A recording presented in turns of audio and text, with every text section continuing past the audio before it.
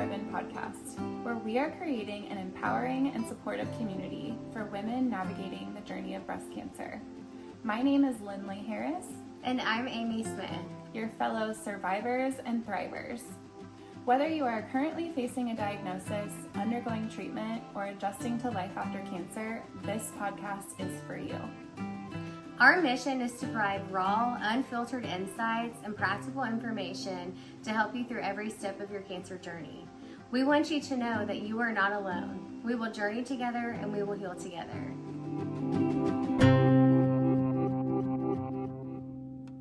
Thursday was your last chemo. Yeah. So I remember when we were getting ready to leave the hospital, I was so devastated that I was not going to be there because the plan all along was I was going to have my, surgery on Monday. I was going to go home, rest for a couple of days, and then I would probably want to be able to get out of the house. That was the plan Jason and I had. So we were going to show up on Thursday and surprise you because I didn't tell you. Yeah, because I didn't have any clue that it was on your radar. Yeah. Because I knew that what you were about to go through, this much of it. But yeah, I did not expect you to show up. But the breast center is across the street. So I was like, we should go. And Jason was like, are you going to regret not going? And I said, absolutely. And he was like, so do you feel like you can handle it? Because mind you, I had not walked even for 4 days. Like being in a bed and sitting in a chair and really not moving your body, it's a lot when you first do it.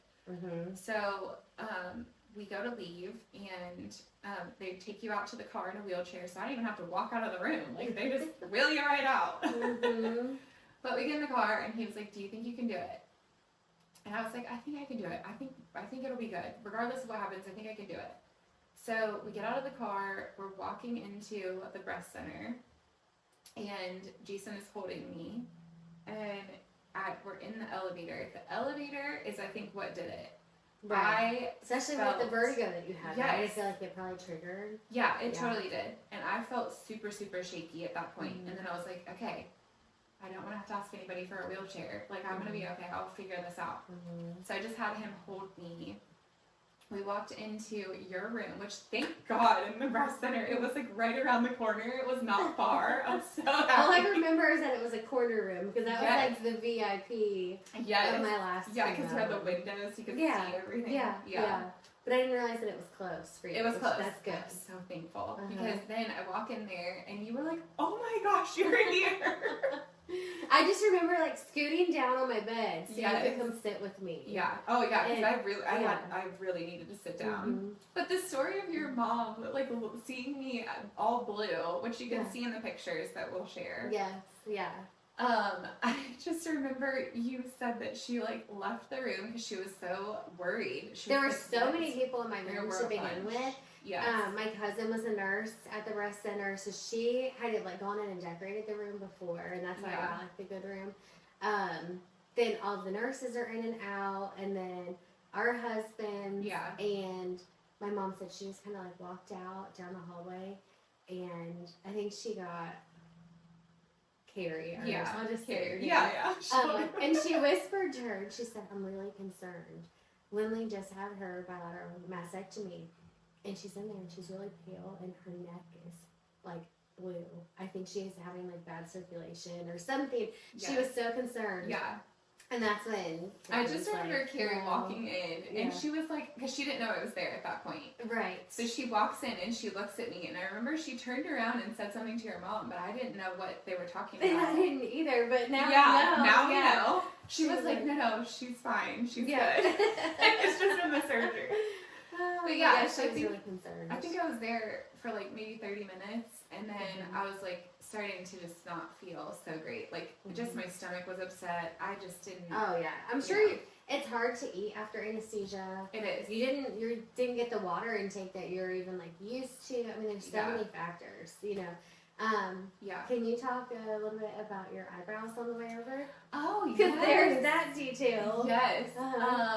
So something that I felt, and I think I did that because I just didn't want people looking at me to be uncomfortable. You know when you look at somebody who is going through cancer treatment and you can instantly tell that they're going through cancer treatment? Yeah. I almost wanted to like have that look like, okay, yeah, I'm going through cancer treatment, but I still look like myself. Yeah. When your eyebrows are gone, you have to draw them on, and Mhm. you know you're already pale, so you're Yeah. trying to keep your body and your face looking as much normal as you can. Mhm. But yeah, the day of surgery, so you're not allowed to wear makeup. Mhm. They're like, you know, don't wear makeup, don't have any nail polish, all the things. Okay, cool. Mhm.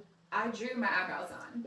I was like, I'm trying. You're taking this. You from are me. not taking this from me. I will pretend like that's tattooed And on let's if I talk have about, to. It's easy, like people, you know, draw in and fill in their brows Yeah. and stuff now. Where do you draw brows when you don't have any? You Yeah. have no starting point, no anybody. I mean, you know, and like your arch and stuff like. And I Yeah. never did anything with my brows prior to cancer. Yeah, So I same. was like, this is a learning curve. Yep. Which we can talk about another time. The program that you could opt to be a part of from, I think it was the Red Cross, right? That organizes that would do lessons on brows Yeah, or on makeup makeup, and yeah. things. Yep. Yeah, Yeah. yeah, it was a lot of trial and error. I did a lot of filling in because as they get thinner and thinner and thinner, because Yeah. like, you know, I feel like, and I'm not sure if this is that way for everybody, but for me, my eyebrows were like the last thing to go. Mhm. So I was trying to hold on to that as much as I could. They say that and your eyelashes Yeah. are like the last to go, but the first to come back. Now, Yeah. did you lose many lashes? Did they tape your eyes during your mastectomy? Oh, yeah. Yeah, same. I think I came out and had like this whole Yep. section So- missing. So I remember the PACU nurse that I had, I do not know her name or know who she is or whatever, but I wish I could tell her thank you. Mm-hmm. Because she said when I came out of the OR the first time, Yeah. the first question I asked her was, do I still have eyebrows? And I remember she laughed at me. She was like, really? That's what you're worried about? And yeah, I was like, I just want to make sure I look like myself when my family comes back to see me. I don't want to look like this crazy person with no eyebrows. I've been drawing them on for 6 months or 5 months at this point. Yeah. So yeah, so she was like, no, you're good. And I was like, No. what about my eyelashes? And she was like, well, don't worry. She was like, I took really good care of you when we took the tape off. Because I knew they taped your eyes. Yes. So I said, I was like, did they fall out? Like, because I, you know, I knew what was about to happen. Yeah. She's like, no, I was really careful. I made sure that we were good. Well, unfortunately, I had to go back in. And because it was somewhat of an emergency to get me back in there, it wasn't like, let's be real careful and all Yeah. that. They were Yeah. like a little bit more rough. Yeah. Well, unfortunately, my eyelashes got ripped out Mm-hmm. because I did have Which them it doesn't beforehand. take much. It doesn't. Because they're already on their way to go. But I'm like, Exactly. if we could, if it wasn't in an emergent situation, Yes. just do some like Put a little gauze. gauze. Right Yes, I was gonna say, Yeah. yeah. Just do that, you know. Yeah. But maybe they need to see the eyes. I don't know. But that's my 2 cents that I would be like, there. let's, Yeah. you know, because so much has already been taken from cancer patients Yes. in other ways, and ours was a lot of like visible Yeah. loss, kind of. But I'm like, if we could do one thing, maybe we could, you know. Absolutely. Yeah, and if there's someone listening that is well versed in this area and they know a little bit more Yes. about that, I would love to hear a little bit more about, you know, what actually happens behind the scenes, because Yeah. I even today don't know Yes. what that is. Yeah. But it is something that I thought about. Like, I was definitely Just to thinking have about that perspective of the other side, Yeah. you know, because I know we always had such a good care team and Always. caring people and stuff. So like the knowledge of like the medical side would be so amazing Yeah. to hear. Yeah. That would be really So, good. yeah, if there's someone listening, please share, send us messages, Mhm. like, let us know what we can, you know, relay to our viewers that would help them as they prepare for this process, Mhm. because I wish I had this knowledge. That's the whole Yeah. reason we're sharing. Yeah. Because I wish I had somewhere to go to listen to women who had been, you know, in these shoes prior to Mhm. myself and know how to better prepare myself. Mhm. And, you know, maybe it's not the most important thing. Obviously, eyebrows and eyelashes aren't the It's most important thing. No. But it's still part of who you are, and you want to have, like, we go back to the control thing a lot in this podcast, and Yeah. as much control as you can have. I mean, I feel Mhm. like if you can do one little thing that's going to make that process better, Right. then yeah, let's do it. Right. Let's share what that information is, how they can better, you know, cope with that situation. But yeah, overall, it really wasn't the end of the world. No, and it wasn't. And are you ready to move on? I figured we could talk a little bit about recovery. Yeah. Because going back to what you were saying too, though, real quick, is that the things I found online, or like you were my person. So if you went through it, you know what I mean. I would like take your information because I could trust you. But not everybody had a Lindley. Yeah. You know, and I wish that's what like we want to be for everybody. But I feel like not everything you can see online or you find a list online that all of those things are necessities. Exactly. You know, yes. like there were so many things in our chemo bag that we took that we didn't need. We didn't really need. Some were even for triple negative breast cancer. Yeah. I didn't even have that, but I like saw this and was like, oh, I need those for this treatment that I'm about to get. So I feel like you and I are like so down to earth and honest, and I feel like we could say, you know, like we got this, but that wasn't like necessarily something that we needed. But as far as recovery, just the restrictions are wild because you cannot move your arms. Yeah. And they're like talking about taking things out of your cabinet and putting them on the counter prior to no repetitive motions, like vacuuming, I know was a big one, and so obviously they joke about that, and like, you know, you can't be cleaning, you gotta get the husbands involved. Yeah. And like putting clothes on, making sure that you have something that opens in the front, buttons, or zips, and something to hold your drains. Did you have to have something for that, for the type that you had? So I didn't have anything that like held the drains. Okay. I feel like I had a shirt. Actually, you know, like the shirts that have like the built-in bras, like the little tank tops or whatever. I remember I had those, and I would like, because obviously you don't have boobs anymore, so there's nothing taking up space in that area. Room. Yeah. So I remember I would put those kind of like in my shirt, sort of, but not to the point where it's putting pressure on that area. Right. Because then there's that fun balance of we want it to heal, so we want it to get air, but we also want it to be, you know, kept like safely and not, you know, germs and things, which was so hard to do. You know. But as far as like the stuff that you actually used after treatment, or after not treatment, but after your surgery, what like beneficial things? Like if you had to pick like 2 or 3 things that you were like, this is what you need, what were those things for you? Okay, my thing was the pillow you gave me. It looked like a capital E. Yes. But you turn it to the side, or like even the things you put for your pedicures between your toes. Oh yeah. You know? Yeah. So you had 2 openings for your arms to go through, because even like coughing or anything like that, just to have that like to hug you. Yes. Or to wear in the car, because seatbelts are like an absolute. Yeah. I think I brought a pillow home from the hospital just to put that barrier. So that pillow was huge. Something comfortable, because I had 4 of the JP drains, which are right that size. Did you have the shirt or like the robe or anything that had the little inserts in them? I think I had one, but I don't think that I really used it because I wanted to wear regular clothes. So I would just pin them inside of, like 2 on each side of, like the flannel or the like zip up hoodie I was wearing. Yeah. And then like for a shower, I would just like take a shoelace or lanyard and just hook them to that and just kind of wear it around my neck. So then that way I could be free from everything to shower. And if I would have had a shower chair or something, because you know how hard it was to stand for long periods, or even to like get over the side of the tub. That was a little bit tricky. So those are the 3 things that come to mind right off for me. What sticks out to you? So the pillow, like you said, and thankfully the nurse who told me to go to the doctor when I found my lump, she's the one who made it for me. Oh. I was so thankful. It was so cute. And it had like a little pocket in the front, so you could like put your phone in it, or you could put the remote if you needed to. Yeah. Or maybe you have to take medicine at a certain time, you could shove that down in there and you could have it available to you. Or like, I remember, you know, when my husband would leave me at home, because the kids at that point were going to the babysitter or to, you know, one of our parents' houses. I was left alone if he was at work, and you know, people would come and check on you. I'm not saying I was by myself for hours and hours, but Oh yeah. like if he was leaving, he would always make sure I had my water. But if I needed, like, if I wanted a little snack for later, like I could shove it down in that little pocket, and it was so useful.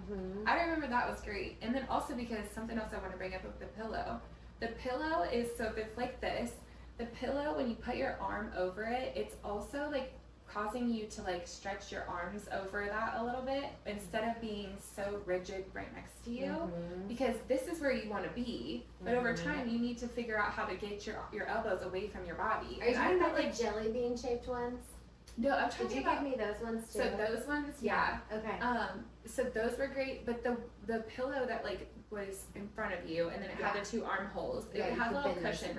Yeah, you could bend them around, but it also helps like get me to like stretch out my arms. My arms were extremely tight. Yeah. And I don't know if that's just because of the 2 surgeries. I'm not really sure what that was from, but I mean, I did physical therapy after. I did too. Okay, I wasn't sure if you did or not, because there is a need for that. Yeah. And it's, you know, I think, not to get off topic, one thing that you need to focus and that I cut my focus on is like, this is temporary. Exactly. This is something I need to do for now. It will not be like this forever, and I will start my countdown.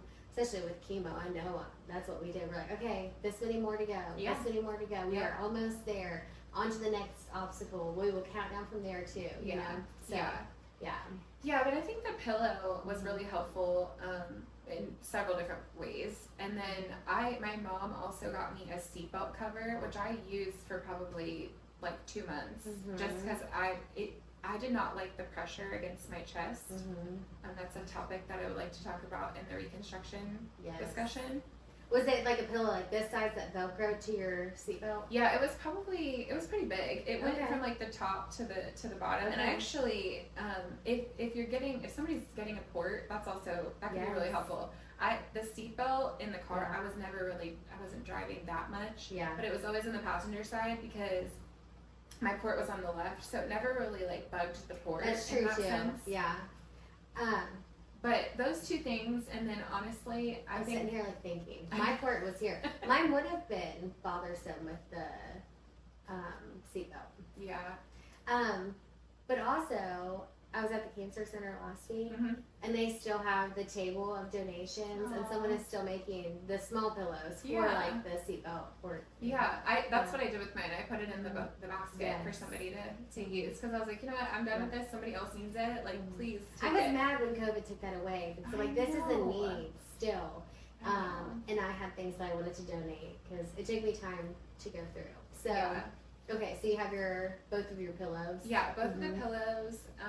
The one other thing that I think was the most helpful was, and I didn't necessarily use it for the mastectomy, but the other procedures I had was there was a tank top that I think my mom might have gotten off of Etsy, and I used that a lot. It was like Velcroed. I think I used it during the mastectomy, but it wasn't like as beneficial as it was for the later, just because of the types of dreams that I had. Oh yeah.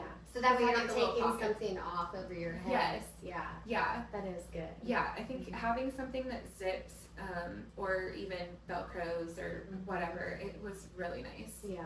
And then one other thing I wanted to say, you can't lift your arms up, so your armpits are getting a little bit, stinky. I will say, even though I know that this type of, and I'm sure that they've come out with other stuff, but at the time, there was only just like the little spray deodorant. So I would put the spray deodorant on. I would just spray it this way. Obviously, it can only get so far. So then I would take a tissue and I would spray the deodorant on it, and then I would just shove it in there and like try to wipe it onto my skin, or like even like just a little paper towel or something.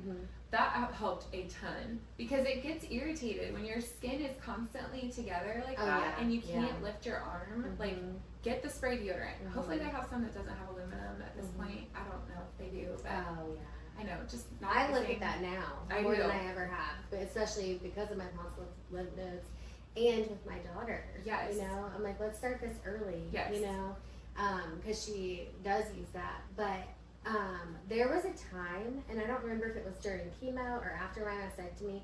It might have started after my mastectomy because I just couldn't use it. I didn't need to use deodorant for months. Oh yeah. Isn't that weird? Yeah. Yeah, and so I was like, I don't know what point it was that it started, but I mean, your body is just going through so much. Of course. Yeah. And I Yeah, was the grateful changes for are that. interesting. Yeah. And then not having to shave, that was great too. Yeah. Even though you lose your hair and that's awful, but not having to shave is a blessing. No, I had the Saves you smoothest so skin much. of my life. Yes. We've talked about how we both have like the rough, bumpy skin. Yes. Whatever, I can't even think what that's called. Yeah. So we'll take that part out. But, Yeah. you know, so the thing is like, I felt like my skin was so smooth. I like would joke with people and I'm like, yeah, if chemo didn't cause hair loss, this would be like the new Botox. Yeah. You know? Seriously. Because if it didn't have that major side effect, Yes. the skin benefits were like incredible. Yeah, even like acne that I had, because I mean Yeah. I still was going through like that hormonal acne Oh, after yeah. having my daughter. Mhm. That all cleared up. My Yeah. skin was so smooth. I Mhm. don't think I had like a pore on my face that I was like know. affecting my skin whatsoever. Right. Which was right. great. Yeah. Yeah. But yeah, it Yes. only lasted for so long though. Yeah. Thankfully. Yeah. And then it comes back and you're like, what in the world? Yeah. So I think those are like the most beneficial things. Just Yeah. getting you comfortable and maintaining your drains however you see comfortable. Yeah. But learning to allow help. It's gonna be a big obstacle. Yeah, that was hard. But I mean that starts at the beginning of your cancer journey too.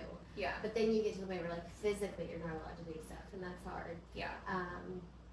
I will say there are a couple of things that I would like to share about the recovery piece. So once I got home, mind you, I had double dose of anesthesia. If you know, they give you the stool softeners and they all the things. Please take those. This is a TMI moment, but it took me 2 weeks to go to the bathroom. Wow. I was That so could backed be up. dangerous. But I also wasn't eating. I was Yeah. not really eating. I was not in a very good spot with that. Like overall, I just ate very small meals, if that. But yeah, please say something to your doctor. Don't wait that long. Mhm. I did start taking like milk of magnesium and like all of that just to try to go. I think I even drank like cranberry juice, like some things just to try to get things moving again. Right. It took a while, but I was so thankful that finally took place. My first chemo was that way, and it's amazing how bad it can make you feel. Yes. You know. But Yeah, because if you're as much as we don't want to talk about it, like yeah, this ain't nothing compared to what you're going to be talking about, or Yeah. you know, like having to, I don't know, like come out of your comfort zone. yeah. Like I was always like pretty modest, I feel like. Of course. So you know, like that kind of also leaves. So Yeah. and the people say that too after you have kids, which I understand. You Mhm. know, so Well, and I think too, like after surgery, because we went from like feeling like, I mean, we had all of those symptoms from chemo, like the diarrhea, the instantly having to go to the bathroom, and those types of things. Like you kind of have that fear, and then all of a sudden it's like the opposite. So you go from one to the other, and it's like, how do you handle it? I was so afraid to take anything because I'm like, I don't want to go through the diarrhea again. I don't want to have all that. That is awful. It makes you feel disgusting, and you just and you can't live your life. I had Yeah. a hard time like doing things as a mother that I needed to do because of that, and I didn't like that because I'm like, again, control, and I didn't want it to take that away from me. One last thing before we wrap up. Yeah. How did you take in your body now that it had changed and it wasn't elective? It was something you absolutely had to do. Yeah. How did you process that? And like, when do you remember like first seeing yourself? I do. So like the first shower, I remember, you know, obviously you still have some of the stuff on when you take your first shower. I remember Jason was helping me. So we were like standing my shower and the sink were right across from each other. So the mirror is visual, and you could see the whole time. Yeah. Unless the water was too hot. But at that point, you're not taking a hot shower because you just don't really know what's gonna. What are we gonna do here? But I remember we took everything off, and I remember looking at. I think I just had a moment where I was like, it's scary. Honestly, it's scary. You don't see.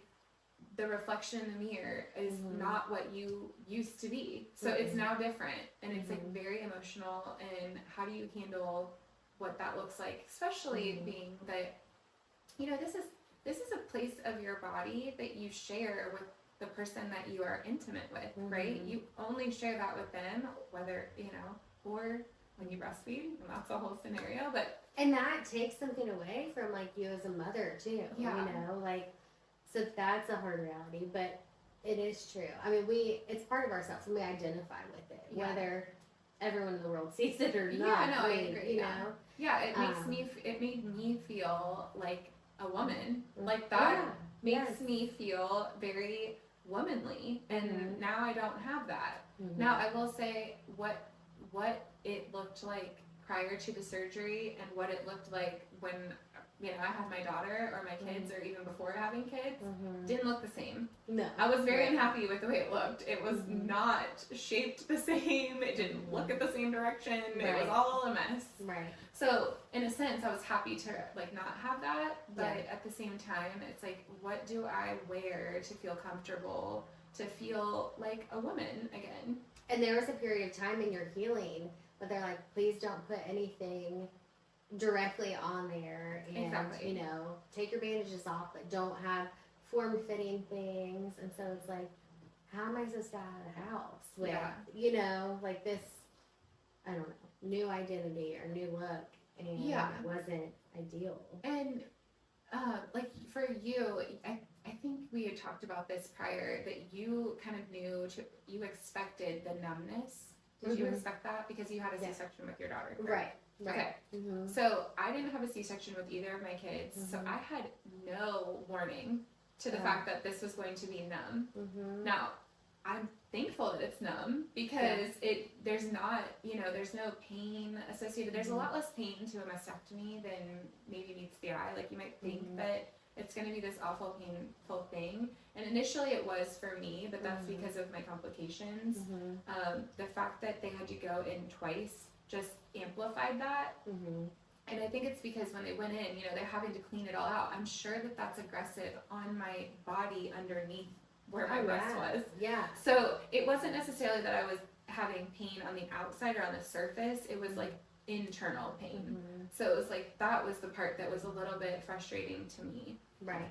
But overall, yeah, I didn't really have the pain. Did you have the, like, jolts of pain down your arms because you're not supposed to lift or use your arms to support your body? Those were no joke. It was like lightning. Yes. Like, and I wasn't prepared for that. And then quickly I learned, I was like, okay, I shouldn't have like moved that way or whatever. Yeah. I was kind of bad though. I know you were. My daughter was, so she was 17 months old, I think. Before, she would have been 17 months old when I had my surgery. So she had just started walking 3 months before that. So she was a little bit more mobile. But I remember sitting in the chair in my living room, and you know, they're like, "You can't hold your kids. Don't pick them up." What was it, like a gallon of milk that they referred to? Yeah. Nothing more than a gallon of milk. Nothing more than a gallon of milk, and even that is a lot. Yeah. But what I did was, and this was probably like 5 days post surgery, I believe. Yeah, she was standing in front of me, and I remember she turned, so she was facing the other way, and you know, she just wanted my attention so badly. Like, I was gone from them for such a like, in their eyes, for a long time. But I pulled her up onto my lap, and I remember that's what I was doing with her. And then as we got closer to the drains coming out, I think you guys came over. We did. I was going to bring this up. So, Kate needed change. Yes. Or, I think changed and maybe PJs, because it was like getting to be evening. And so I was like, okay, I'll go back there with you. So we went back there, and I was going to help you. And I think I was like doing it. Or maybe you did. And then I think she might have like reached for you or something, because she's on her changing table. And I was like, oh, no, I'll get her, because I know you're not supposed to. And I could already tell that you had been, you know, because that's the thing, though. Nobody's going to stop you being a parent. Yeah. And I remember they're like, you know, nobody, like, you can have your kid lay on you after. And I was like, okay, no, like, that's not going to work. Because bedtimes especially, you know, That So was I remember such a just putting like a big pillow in between Yeah. to be able to like cuddle that way, because it really would still hurt, even though the numbness was there. You would still, you know. Well, and I think that like I had been robbed of so much of that time period because I was so like, I mean, there was so much going on emotionally, and I just was. It was such a sacred thing for me to be able to have that time with her because I just did not want anything to take away from those moments. They only happen for so long. Right. Like the last thing I want to do is have this surgery affect, you know, my connection with her, and for her to miss that connection. And you with knew me, she was your last. Exactly. Like before cancer. Exactly. But this solidified, and so you look at it much differently than Of two, course. in a whole different perspective. Yeah. And Yeah, it was really hard, and the other stuff that came along with that is, you know, every night before bed, even until she was like almost 2, I feel like we sat in her little rocking chair in her room, we'd read books, and she would cuddle with me, and that was just something that I wish I could go back to that in a way.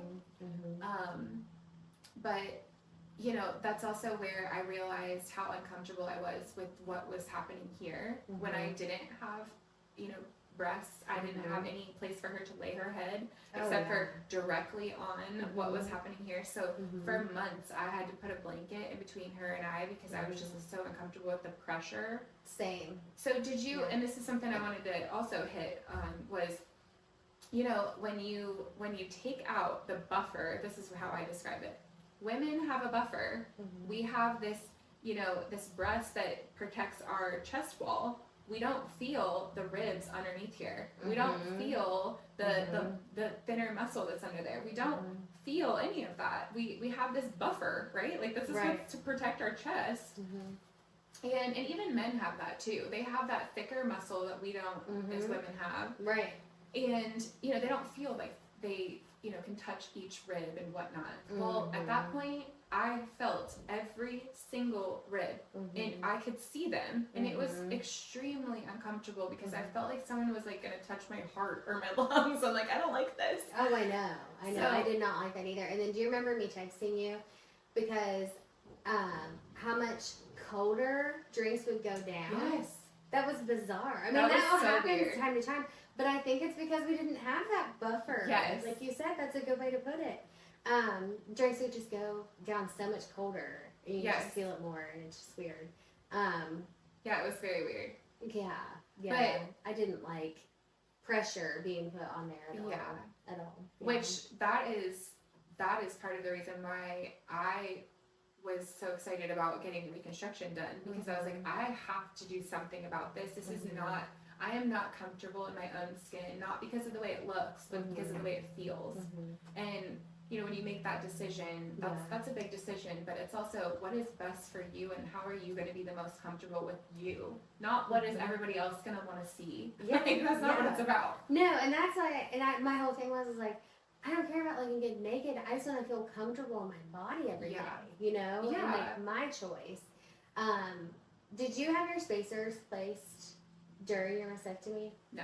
Okay. So I wasn't able to move forward with reconstruction because of radiation. Okay. So, that's going to be in our next episode.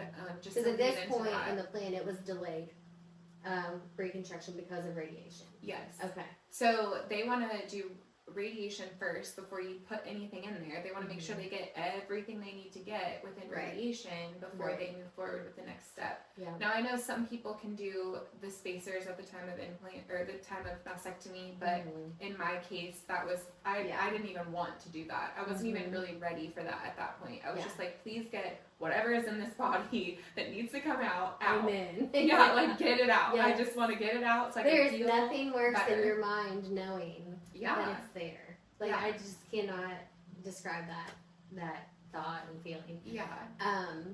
One thing that I thought was super helpful for me is there's an organization, I'll have to post it on our social media, Knitted Knockers. Yes. They would crochet, and they looked triangular. Yeah.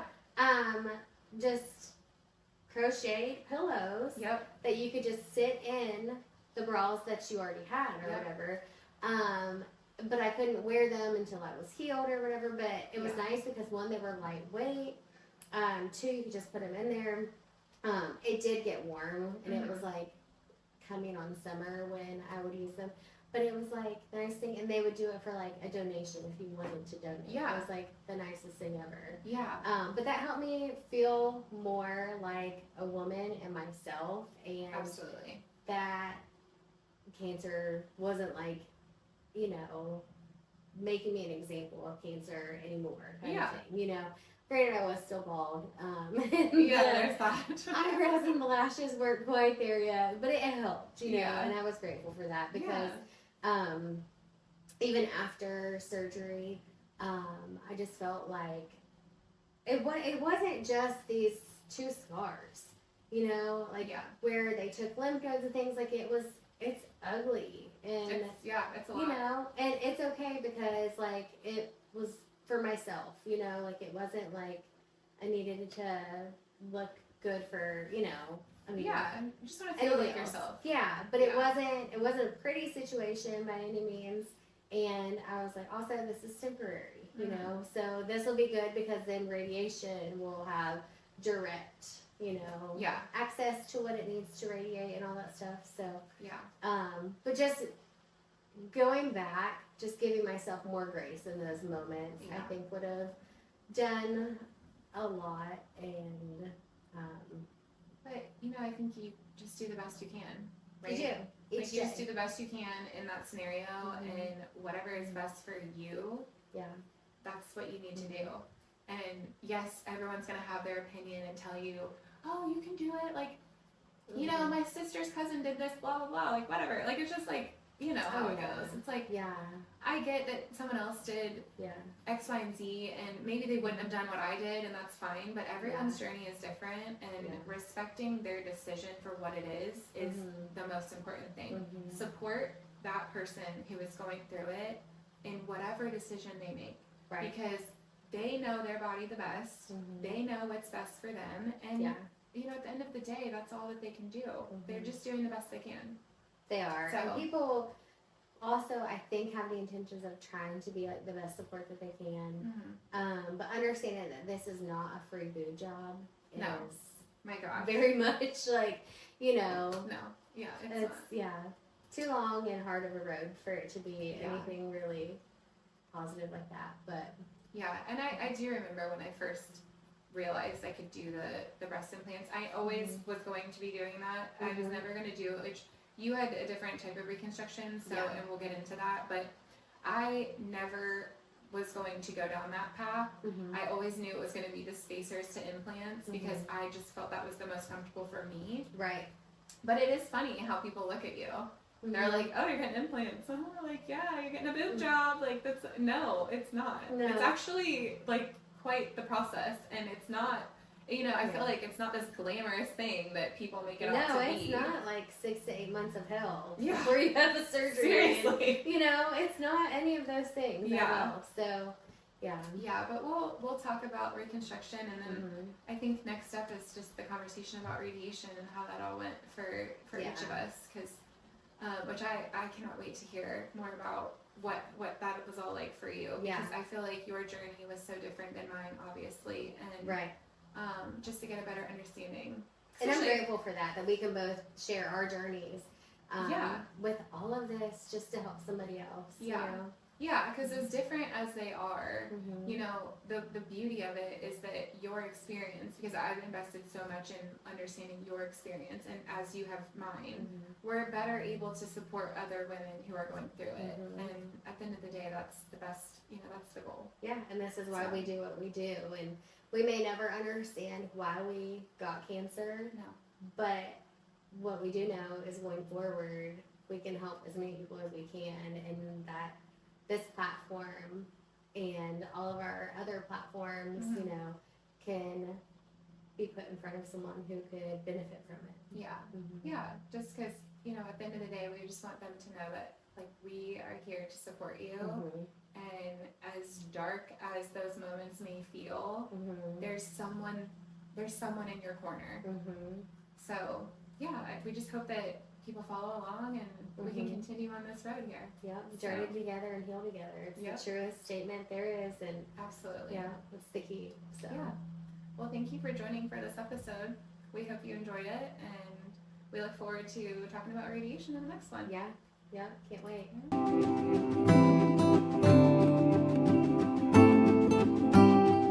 Thank you for listening to the Beyond the Ribbon podcast. Our mission is to empower and support those affected by breast cancer. If you feel led to donate and support our mission, you may do so by clicking the link in our bio. Don't forget to follow and share our content to help spread awareness and support. Remember, we journey together and we heal together.